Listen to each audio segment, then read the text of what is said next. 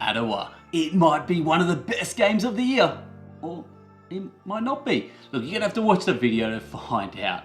But Atewa is a Tableau builder worker placement game by Uwe Rosenberg, the designer of Agricola, Feast for Odin, Harve, and a bangers classic Nujsford. So let's go check out this game. So how do you say this German given name? In Germany it's said as Uwe. Uwe. The W is not a W sound. Uwe. In this game, players take on the role of developers in the Atiwa Range in Ghana, specialising in creating housing and looking after the environment by utilising the magical ingredient poop. That is right, you're going to be a specialist, the SME in bat poop.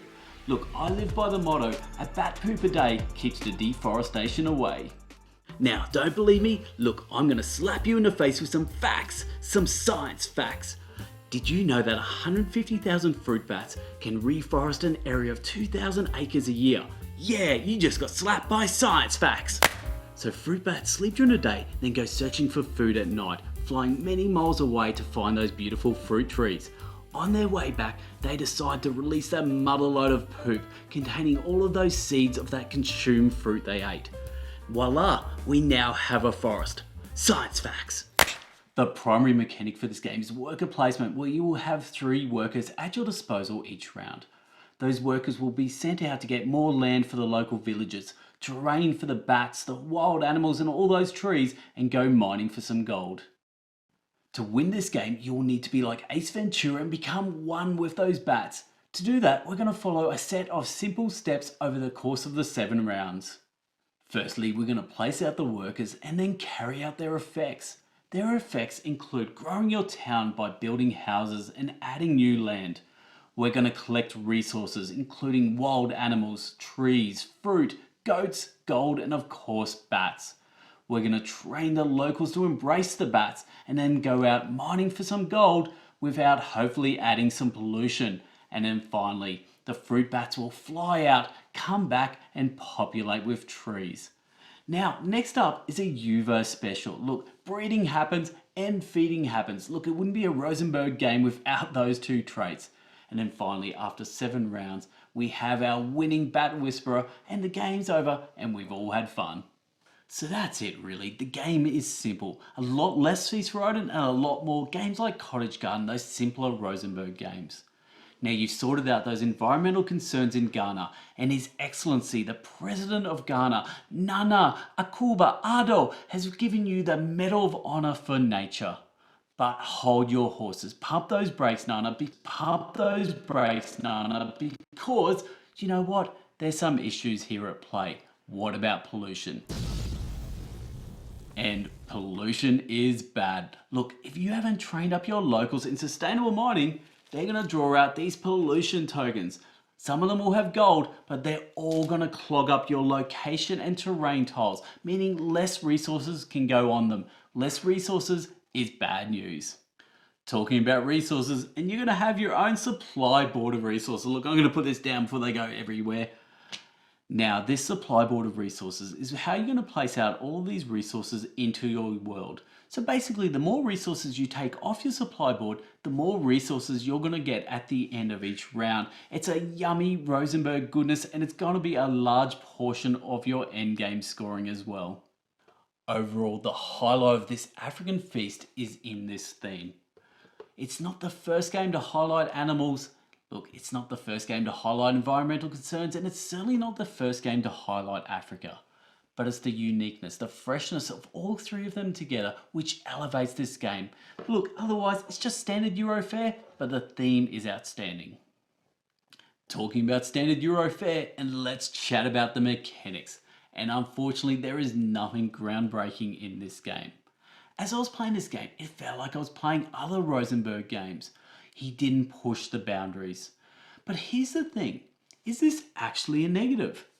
The designer has such a great set of games behind him. He's got this design style down pat over many, many years. And you know what? It's a winning formula, and if you like his previous titles, then you're going to probably enjoy this game. So what other games do I recommend that are similar to Atewa? If you like the theme, what about the endangered series? That's quite an interesting theme and a really great series to boot. Now, if you just like the design style, look, I can't go past Nujsford. It's my favourite of his. And look, if you don't want the same theme and you don't want the same mechanics, what about Jenga maybe? It's pretty good. So hopefully I've said enough that you're now somewhat intrigued by this game. Let's chat about player count. Look, if you like to distance yourself from the human population and play some solo, then this game is for you. The solo aspect of this game is actually amazing. And you know what? It's endorsed by this puppy. Simple as that. Ugh, dog hair everywhere. Anyway, solo is great. You're playing with 3 different player colours. I love it. You're gonna grab your first lot of 3 meeples there. Go and place them out on the board. Nice and simple. Now leave those meeples there. Grab your next colour. You're gonna place out those 3 meeples as well. Now you've got 6 worker placement spots blocked out. Finally grab your last colour, the 3 meeples there. You get to choose what's left over. Then go back, pull your first meeples back, the red ones back again. You're gonna rinse and repeat, constantly having 6 worker placement spots blocked. That is the simplicity and the beauty of this solo. Now solo is to 120 points, or there's a whole bunch of solo challenges on the back page there. Other player counts, 2 players. 2 players felt the weakest of all the player counts in my eyes. Now, reason for that is it just lacked the tension. Solo was good again because you've got all that strategy and you're still keeping those worker placement spots blocked out. 2-player game just felt a little bit flat. Less worker placement spots being used, so it just felt like less tension. 3 players, 4 players, both are pretty good. Actually, 4 players is going to be the sweet spot for the majority of people. This is the one where we're going to have the most workers out there and the most spots being blocked, making life just a little bit more difficult, and that's what I love about a good Euro. I talk about tension, but to be honest, Atewa will never have as much tension as games like Agricola and Caverna. Those games made me rage quit sometimes when you just couldn't get those spots you need, or you're trying to feed your people, all these different things. It just added a lot more tension. This game's going to be a more relaxing journey. Think of it as the yoga of board games. Now, I think about this game as these happy little bats with their happy little faces flying off, eating some fruit, coming home and pooping. It just was such a beautiful, blissful journey for me and my mind and the bats.